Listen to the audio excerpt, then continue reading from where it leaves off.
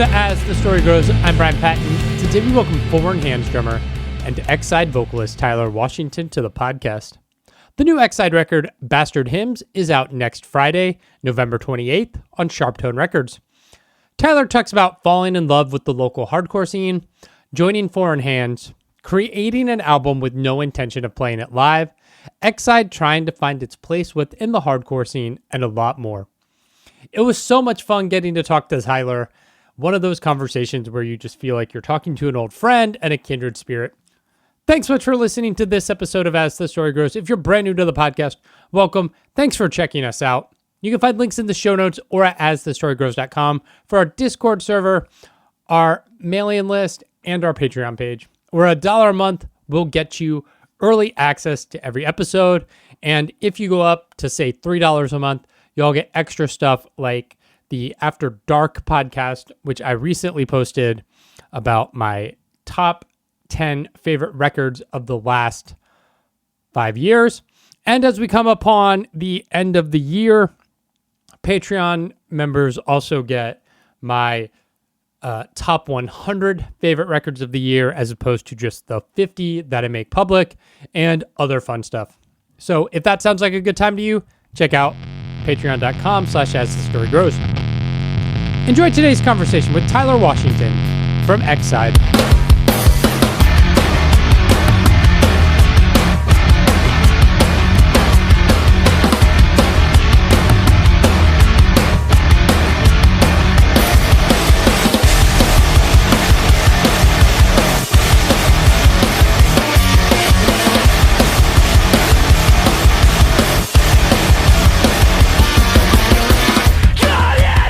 Is important. I've only twice in my 8 years of hosting this podcast have I forgot to hit record. Both times, conversation has been so good, and I'm like, I get to the end, and I'm like, fuck. I hear that, and you're just like, God damn it. And then and then I never tell anybody. I'm just like, that interview doesn't exist. Oh man, yeah. Like, well, I feel the pressure. Like I know the vibe, just because I like record bands when I'm not doing music stuff on my own. So like if I miss a take or like don't hit record, I've been there. Yeah, I was tracking some stuff yesterday, and I was like trying to nail this solo, and I did it, and I was like, yes. And then I was like, I didn't hit record. I just hit play, and I was like, well, okay, great. I'm gonna screw it up the next time, I'm sure. It's so much fun. It's so much fun. Are you still up in Wilmington? Yeah, that's where you grew up. So not where I grew up, actually. Okay. So I'm originally from South Carolina. Okay. Originally from a small town called Swansea that's like 20 minutes or so out of the capital city, Columbia. Okay, nice. At what point did you transition up to Wilmington for college? We moved over COVID.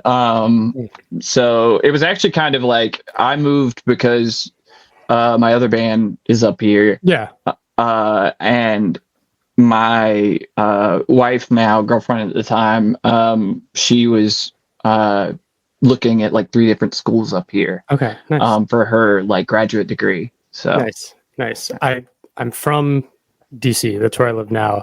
I lived in Philadelphia for a while, so I did a lot of driving past Wilmington.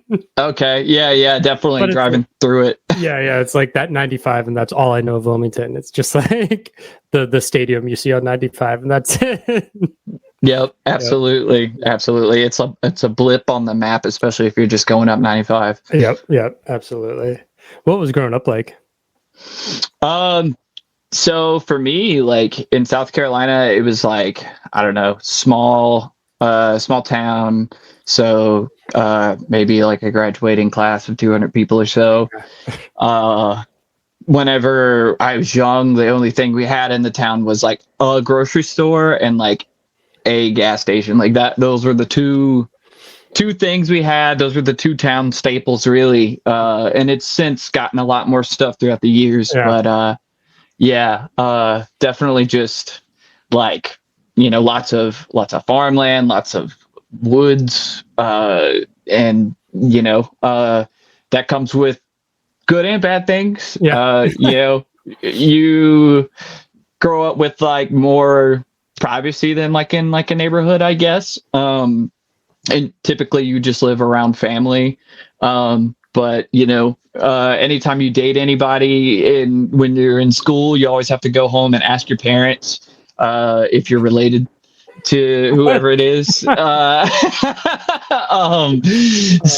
there was that. And then just, you know, instead of like big shitty shenanigans, there's backwoods shenanigans that happen. So there's a lot of, I don't know, there's some like meth trailers and some some crazy stuff going on out there.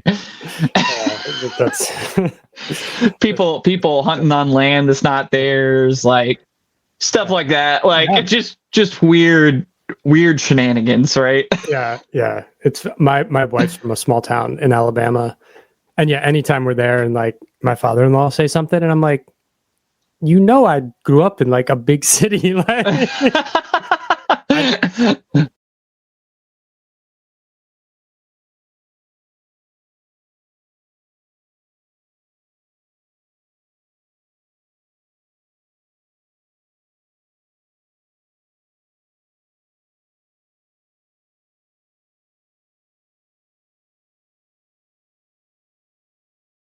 Yeah, no, we like, I don't know, we played baseball, like, and like like kids played sports, and right that's really about it. The universal stuff. yeah, we learned to shoot BB guns, and yeah. What that gets you to music, and how is that discovery process of like hardcore, punk rock, whatever it is that gets you into more underground stuff? Yeah, well, so my first show ever was like an all local show. Okay. It was like I was like 14. The only reason I got permission to go was because my oldest cousin was going. And so I went on her supervision, and it was so funny because it was just like it was a local band's last show, and they just had all the other local bands at the time just play. And it was crazy because for an all locals bill in a town that probably hasn't seen any kind of music event in probably 20 years now, like since that show probably, you know, I don't know, man, like it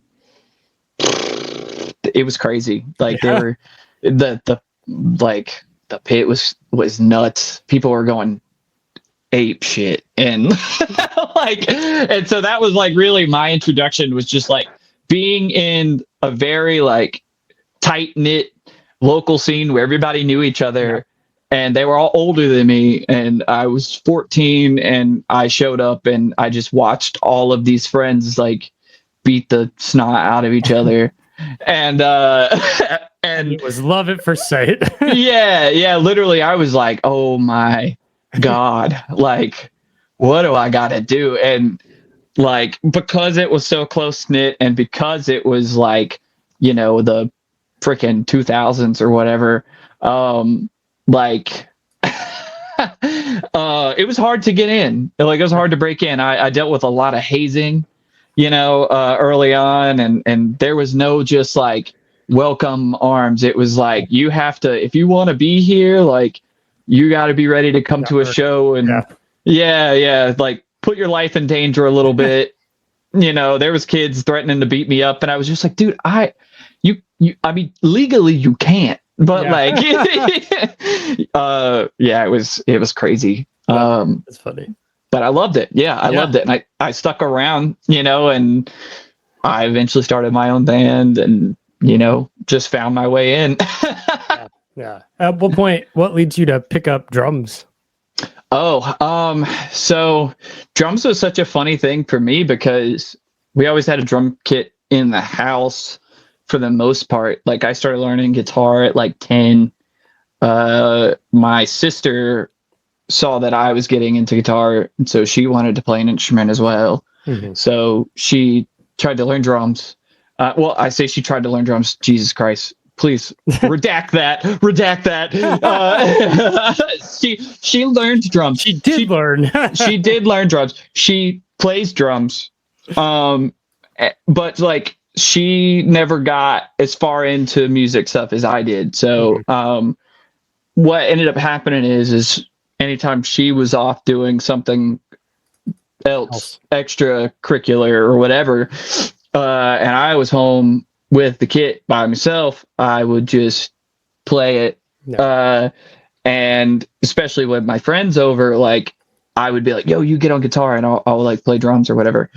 And then I had never really played drums seriously until we tried to years later start a straight edge band, and there were literally no straight edge drummers in South Carolina. So I was like, well, I guess it's me. So I just, started playing drums then, still not super seriously, just kind of like, and then, I really didn't play drums seriously until Four in Hands. Wow. Like whenever I joined Four in Hands, it was like, I literally had to learn to get better because the drum parts were like too hard for me whenever they first asked me to fill in. Yeah. So I took like a straight month of just like practicing every day and just got good enough to play the songs. And then, fast forward to now, here we are. Just been playing with them since like, I don't know, 2014, 2014. No, what the hell? I'm thinking of the other band since like 2019.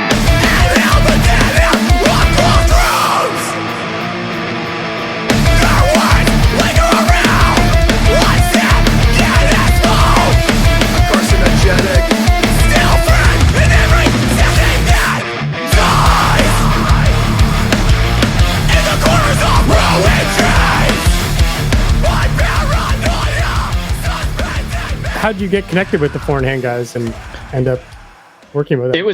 It was so I was playing in a band already from like Philly, basically. Okay.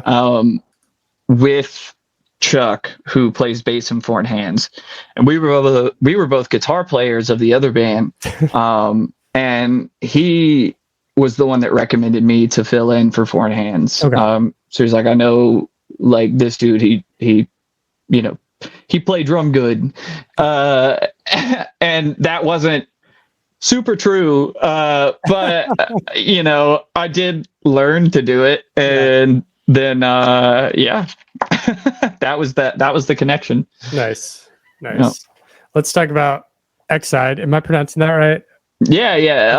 I was gonna say we hear like the emphasis different, like people say it differently every now and then, but yeah, Excide. Okay. Yeah. How'd this project get started? So it was supposed to be like a just internet solo thing, honestly. The band that I was talking about earlier that me and Chuck played guitar in, I was trying to write with that band, and I would send ideas their way, and they would get rejected every now and then. And so I had a couple of demos just kind of sitting on my computer, and I was like, man, like I was in this headspace of, man, like, like screw these guys. I think these songs are awesome. Like, I could do something with these.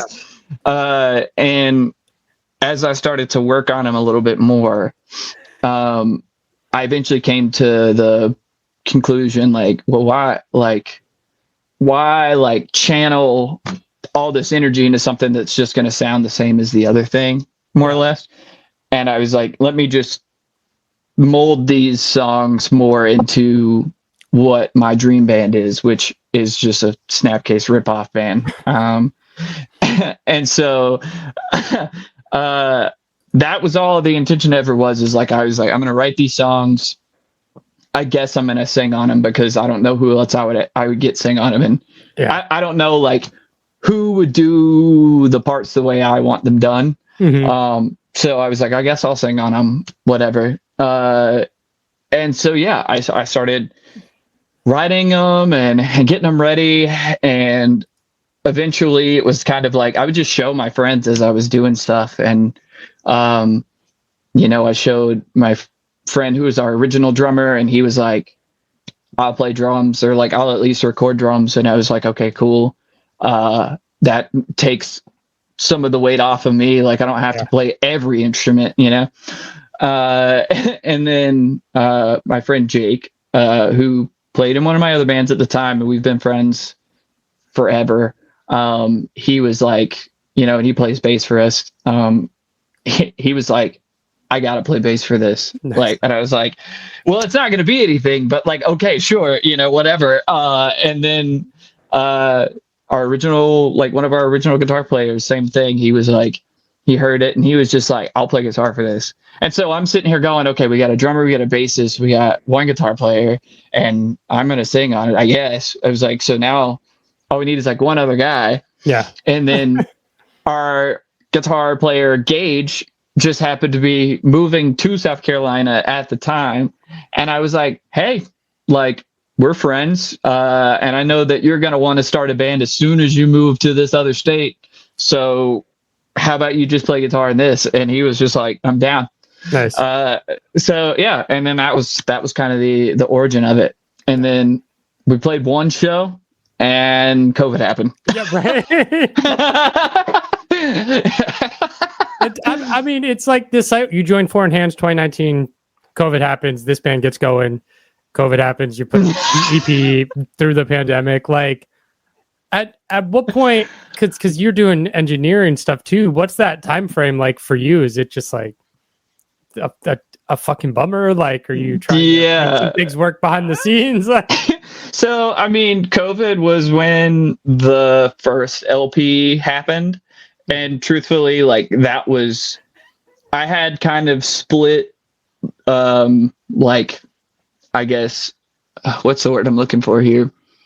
Split responsibility or split duty to, like, I was going to write this LP since I had all this time and, whatever. And Foreign Hands was also writing the Bleed the Dream EP at the time. So I was just, those were my two big projects during COVID. And that's really where I put all my time and effort, was just into those two things. That, and then moving also, like, we essentially just took our, like, me and my wife, we just took our, like, COVID checks, like our, and we just put those into moving. So yeah. And it was funny too, because like with the Excide record, the first one, I wrote most of that just like on by my lonesome. And I also just wrote it without any expectation of like it ever really not like seeing the light of day, but like it ever really being played live like that, just because I didn't know if live music was going to ever be a thing anymore. We were also uncertain about it. So, I really didn't write it to be like a live record, like it was I kind of wrote it out of time and intentionally, as if, you could just place it next to like any older, like 90s post-hardcore record, and it would just mend right in, like, and we went into that, like, even once everything came back and then we finally got to record it and stuff for real, we kind of went into it with that headspace too, of just like hair and all, like, we're not trimming any of the fat really, we're not like, we're just letting it rock, and we're just gonna do it as is, so it's so like, that record is so weird and imperfect, because of that. And that's, I mean, that was definitely the intention. But yeah, so that's how I spent COVID. I mean, it's nice to have that creative freedom to be like, it doesn't really matter if this can be played live, because who knows what the future is, and I can do whatever I want and like express my creative freedom however it feels natural. Right. Yeah, dude, it straight up was just like no constraints, no like expectations. Like I'm never gonna have to get up in front of people and be like, this is the mosh part, like, which ended up being not entirely true. Because I've now had to do that a few times with some of those songs. But yeah, we still like haven't played the majority of that record live. Yeah. Did that kind of framework and playing live change the approach to writing this new record? Yeah, definitely. Definitely was more of a thought, like, I feel like the kind of headspace when you're writing hardcore in general, whether it be more on the metalcore side, whether it be more on like the side of what we do, for both of my bands, really, like we go into that headspace of like, get in, do the important stuff, and then get out. Like, because, I think what's most important is like keeping the energy kind of flowing. And so, you never want to write songs that are crazy long. You never want to like overstay any kind of welcomes or anything else like that. So this was definitely written more to be like played live, and honestly, it's gonna be so much easier too, I think, to play live. I mean, aside from it just being me, mad scientist behind a computer writing the stupidest thing I can think of, it's now like a very collaborative record where like everyone has put in, and like everything kind of makes more sense, so yeah, we're anticipating playing this one. Yeah. You have a very old school hardcore approach, even from a lyrical standpoint. There's not like one topic or theme or anything you're drawing from. It's every song is a snapshot in its own thing. But what's that writing process like for you? Like, obviously from COVID to now, so much shit has happened. Like, are you like just keeping like notes on your phone for stuff, or is it like, do you have to like sit down to write and then it's like everything is coming up fresh, and like, what is the vibe of this song? So yeah, I mean, for me, I do have a running list of, and I'm pretty sure in my phone, in my notes app, there's a folder that's just called Future Excide Ideas. And it's literally, I'll think of like a phrase, or I'll hear something or someone say something that I think is cool, or I'll see something that sparks any kind of creativity. I will, and this could go either way, because like I've put merch ideas in this folder. Like I've put, just random, there's literal like little lines of like 3 words or something like that, where I'll just hear something and I'm like, that sounds cool, write it down. So I have a running folder. So I basically always have kind of a place to go back to and kind of pull some stuff from. But for the most part, yeah, I think every song kind of has its own like thing that like it brings forward for me. I try to treat them almost as like individuals, especially because I write songs a lot about people, even if it's like a specific person or if it's like a generalized person that I've kind of like, lumped into like a group of people. I've kind of like lumped into one person, or one entity. Typically it's about someone or some group of people. So yeah, I kind of try to treat it as like an individual every time I go into writing about it or like writing. And it's cool because to me, every song already has its own musical identity and its own like personality and stuff like that. And it really comes out once I start to like write the lyrics and stuff for it. And I almost acknowledge it emotionally, like in that way where it's like, oh, this song is going to be about like like my terrible relationship with my dad or whatever. Yeah. And then I just like, boom, like whole song, like, and it just rolls after that, like, so. Yeah. Who came up with the album artwork? Because to me, it reminds me of like pre-Jane Doe Converge album artwork, or like the old like Derek Hess hardcore album artwork. Yeah. So I'm very influenced. I mean, obviously we're musically influenced by Snapcase, but Snapcase also really got me into like the expressionist style, like art. And they had like for a lot of their records, I think like Looking Glass Self, Progression, and Designs, they had Limbert Fabian. I hope I'm not butchering his name, but they had him design all of those, and that was my introduction to that real expressionist style art, and I kind of fell in love with what he does. And I've always been on the hunt since then, just for like artists like that kind of fall into that category. And of course there are like the Derek Hesses and stuff like that.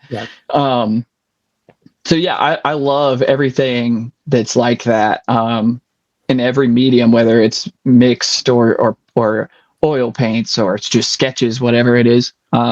So I ended up finding an artist that I really like. I've been following him for a little bit now. His name's Nicky. He's based out of, I want to say he's in Austria right now. I want to say he's European based. I know that. But I hit him up and we got to talking back and forth about him, doing the art for the record. And essentially I just sent him the album. I think I just sent him like the roughs of it. And I was like, just listen to this. And, this is the title. This is the idea. This is like I gave him like a summary of what I could really put, or what I could like summarize about the album, I guess, like send him that. And then I was like, whatever this makes you feel, just slap it on paper, or, slap it on a canvas, like whatever you're feeling. I was like, it could be, he was like, mixed media or whatever. And I was just like, sure. Like, I'm like, literally whatever your heart tells you, man, like put it on there. And I guarantee I'll love whatever the hell it is, And, I mean, sure enough, man, he listened to it and, kind of found his own interpretation of it and just really channeled that into the cover. And when he sent it to me, like it still wasn't even finished yet, but he sent it to me and I was like immediately yes, like that's like immediately yeah, like. And I love like being able to let go of control and like kind of leave that up to someone else's interpretation. It was honestly such a like, I don't know, beautiful thing. And I trusted him wholeheartedly just because he plays music as well. Like we have the same ethos, and so it was really just simple as that. He nailed it. And I was like, yeah, that looks amazing. As much as we've talked about Converge and kind of classic 90s hardcore, post-hardcore, this album is super diverse, and there's acoustic guitars and a lot of clean singing and some southern twang on there. Like, are you worried about getting pigeonholed into like a hardcore thing, or like hardcore kids being like, fuck this band, they're not heavy enough? Or is it just like you're hoping it finds its fan base and people are just like, I don't know, I feel like people now are more accepting to a wide sonic landscape and not just everything has to sound like this? Yeah. So, I mean, I think the thing that we've kind of always dealt with is not really being pigeonholed, but like kind of existing in that weird space of like, I don't know, like we sort of end up accidentally like alienating both sides of the equation kind of, because like I don't know. I don't think like people who listen to like the local rock station are hearing us, and like, I mean, they might just not be hearing us, but like, you know, like I don't think they're hearing us and being like, yeah, that's my jam. Cause even the rock stuff these days is like down tuned and whatever, you know, like crazy produced, like with like a snare that doesn't sound like a snare. But and then like, you know, on the hardcore side of things, like, I don't know. I don't think it's that like the hardcore community doesn't really like us. I think it's just that that's not like the post-hardcore that we're referencing from is not what's like popular right now. And I mean, I think that like, you know, people are obviously taking a lot from older bands and stuff. But like the two big things, at least on the East Coast right now, from what I can see, is like we have somewhat of like a like youth crew revival going on. Yeah. And then we also have just a slew of like death metal and death metal inspired bands. So it's like you're either crazy positive and lighthearted, you know, with mosh parts, or you are just brutally heavy with mosh parts. So like then there's us, and we just don't exist in like either of those worlds. And I just don't think that that's what's popping right now, which is fine. Like that's totally fine. I think that the respect is there, maybe, I don't know, I hope so. But I don't think it's just like what people are super into right now. I do worry that we get pigeonholed with, and you know, all respect to, you know, this band, because they were awesome, and the band that they're doing now is awesome, but like you know, I do worry that we'll get pigeonholed into the like Every Time I Die kind of category, you know. And I would understand why. Like I would get why, because there is the southern twang there. There is the, you know, and you know, I love, like, we've Four in Hands of tour with Better Lovers and stuff now too, and like, you know, love those guys. They're great. They're cool. But yeah, I do worry every now and then that maybe we might get pigeonholed into like that kind of thing. When, you know, obviously there's some similarities, but we're really channeling like something older, something a little a little something different. So I don't know. That's the only like pigeonholing I kind of worry about. Other than that, I feel like we're just in this gray area, and we're just kind of doomed to be in this gray area until the 90s post-hardcore thing has its like moment, I guess, which who knows if that ever happens. But I mean it might. We're in like a new metal thing again, and mall emo's got a thing going on, so everything finds a way, right? Like that's the one that I just haven't, like, I've seen metalcore come around like twice. I've seen the youth crew thing come around probably 3 times. And like even like there's like a deathcore resurgence, like but the thing that we're doing, I haven't seen it come back around yet. So I'm hoping when it does, hopefully it comes back like tenfold, man. Album's out the 28th of November. What's kind of the plan? I mean, by the time the album's out, we're like at Christmas, right? Basically. So the thing works. I mean, is the band gonna try to look to 26 to tour? Or are you busy with Four in Hands? I mean, I think both bands are kind of looking at just 26 in general right now. Four in Hands is really only doing a couple more shows for the year, and then like we're just focusing on like writing and stuff right now. And then Excide is really just like, we're gonna do these release shows that we have coming up next month. And the record comes out on Black Friday. And then I guess we're just chilling until until next year, we got some plans for like the summer. I think we're gonna try to hop over to the Europe side of things, and do some stuff over there.